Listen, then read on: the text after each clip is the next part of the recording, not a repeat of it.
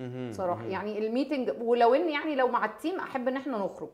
حتى طرق التدريب اللي انا بتبعها كلها احب ان هي تبقى ريتريت، تبقى في رحله، حاجه فيها اكسبيرينس. بحس انه ده بيدي فاليو اكتر طبعا للموضوع. طبعا طبعا بصراحه يعني. طبعا. يعني وده من الانتقادات للنظام التعليمي في العالم كله، فكره ان تجيب اطفال عايزين يجروا وينطلقوا وتحطهم كده تقعدهم وبصوا على السبوره دي وتعلموا البتاع بالعافيه لا، هو فعلا احنا الديزاين بتاعنا معمول عشان كده، عشان يبقى اكسبيرينسز كده في الحياه.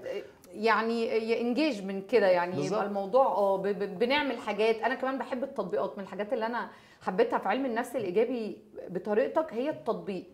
حته التطبيق، ان انا احل، ان انا اعمل. انا بتعلم اكتر لما بطبق الحاجه. صحيح صحيح. مش لما احفظها.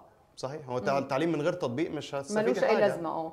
وده بيخليني اشوف، يعني بصراحه بيخليني اعمل الحاجه بكذا طريقه. يعني لما بطبق ممكن اطبقها في حاجه ما اتقالتش في الكتب بس تنجح في حاجه تانية. صحيح.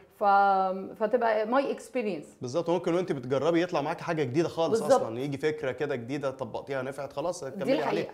بالظبط. وبتمشي. صحيح صحيح. يعني مش حظ بس زي ما قلنا، لكن هي فعلا جاهزيه، بان انا بابليكيت كتير.